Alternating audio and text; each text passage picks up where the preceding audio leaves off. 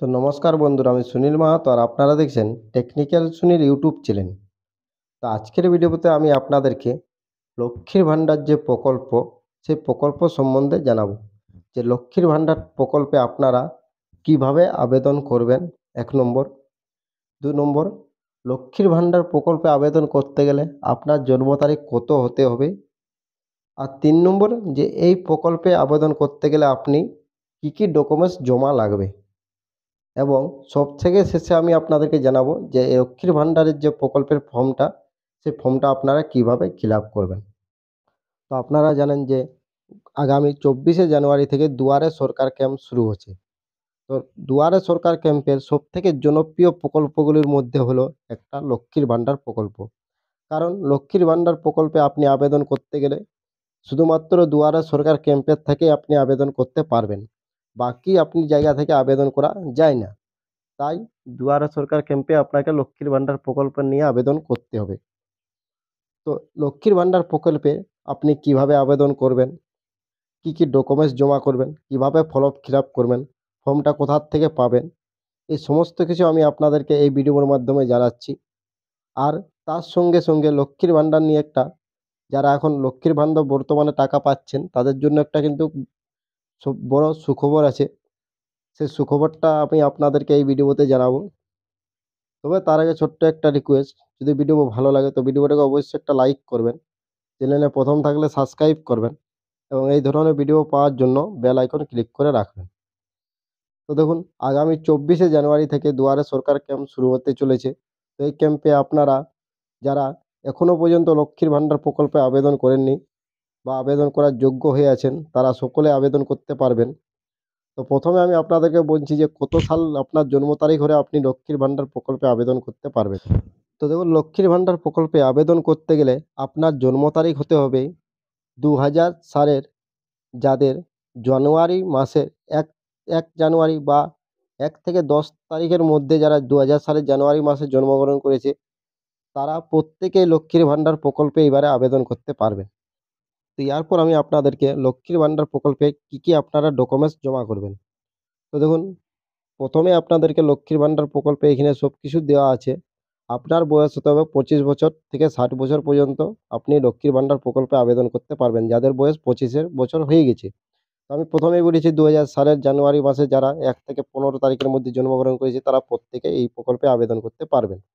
তো দেখুন, এখানে প্রথমে দেওয়া আছে একটা স্বাস্থ্যসাথী কার্ড, আপনার জেরক্স লাগবে। তো এই ১ নম্বরটা আপনার না থাকলেও কোনো এখন প্রবলেম নাই। এখন কিছু ডকুমেন্টস কিন্তু চেঞ্জ করা হয়েছে। আগের মতন আর এত ডকুমেন্টস আপনাকে দিতে হবে না। তো কী, কী আপনার লাগবে আমি একটা, একটা বলে দিচ্ছি ইম্পোর্টেন্টগুলো। সবথেকে ইম্পোর্টেন্ট হলো ২ নম্বরে আধার কার্ড আপনার লাগবে। আধার কার্ড আপনি জেরক্স করে রাখবেন। সেটা ওয়েস্ট বেঙ্গলের হওয়াও কিন্তু প্রয়োজন। আধার কার্ডটা আপনার ওয়েস্ট বেঙ্গলের হতে হবে, অ্যাড্রেসটা। দ্বিতীয়ত, যারা তফসিলি বা যারা এসটি যদি আপনার কাস্ট সার্টিফিকেট থাকে সেক্ষেত্রে আপনার এই কাস্ট সার্টিফিকেটটা জেরক্স লাগবে ৩ নম্বরে। ৪ নম্বরটা যেটা আছে সেটা হলো ব্যাঙ্ক অ্যাকাউন্ট। এটা আপনার লাগবে। এটা সকলের ক্ষেত্রে ব্যাঙ্ক অ্যাকাউন্ট লাগবেই। এবং ৫ নম্বরে যে আপনার যে ডকুমেন্ট আছে সেটা আবেদনকারীর পাসপোর্ট সাইজ ফটো আছে। এখানে কিন্তু ফটো বলা নাই ১ কপি বা ২ কপি। তো এখানে আমি আপনাদেরকে বলব যে আপনারা ২ কপি ছবি রাখবেন। ১ কপি আপনার ফর্মটা যে চিটাতে হবে এবং ১ কপি আপনার সঙ্গে রাখবেন। আপনাকে ২ কপি ছবিই লাগবে। দুটো পাসপোর্ট সাইজ ছবি। এবং তারপরে আছে আবেদনকারীর একটা আদিবাসীর প্রমাণপত্র হিসাবে আপনাকে দিতে হবে রেসিডেন্ট, যেটা আপনার প্রধান কাছ থেকে আপনি পেয়ে যাবেন। আপনার যেই প্রধান অফিস আছে সেই প্রধান অফিসে বা আপনার যে অঞ্চলের প্রধান আছে তার কাছ থেকে আপনি এই রেসিডেন্টটা পেয়ে যাবেন। এবং সবশেষে যেটা আছে যে আপনি সরকারি চাকরি করেন না বা এরকম কিছু একটা আপনাকে প্রমাণপত্র হিসাবে দিতে হবে। তো ওই রেসিডেন্টটাতে আপনার ইনকাম দিবেন। আপনি একটা ইনকাম সার্টিফিকেট দিয়ে দিবেন। সেই ইনকামটা সার্টিফিকেট দিলেই আপনার এটা হয়ে যাবে। তো এইভাবে আপনার এই ডকুমেন্টসগুলো দিলেই হবে। সাথে, সাথে আপনি যদি রেশন কার্ড থাকে তো আপনার রেশন কার্ড দিতে পারেন। কোনো প্রবলেম নাই। তো আমি আপনাকে বললাম আধার কার্ড, ব্যাঙ্ক অ্যাকাউন্ট, রেসিডেন্ট এবং রেশন কার্ড এবং সাথে ২ কপি ছবি। এই ডকুমেন্টসগুলো আপনাকে রাখতে হবে এবং আপনার বয়স হতে হবে ২৫ থেকে ২৫ বছর বয়স পূর্ণ হতে হবে। তো আমি আপনাদেরকে বলেছি ২০০০ সালে যারা জানুয়ারি মাসে জন্মগ্রহণ করেছে তারা লক্ষ্মীর ভাণ্ডার প্রকল্পে এবারে আবেদন করতে পারবেন। তো দেখুন, দীর্ঘদিন ধরেই প্রায় ১ বছর হয়ে গেল এই প্রকল্পে কোনো আবেদন হয়নি। যারা আবেদন করেছে তারা কিন্তু এখনও অ্যাপ্রুভ হয়নি অনেকগুলা। তো আপনারা এবার 24 তারিখ থেকে শুরু হচ্ছে, এখানে আপনারা গিয়ে আবেদন করতে পারবেন।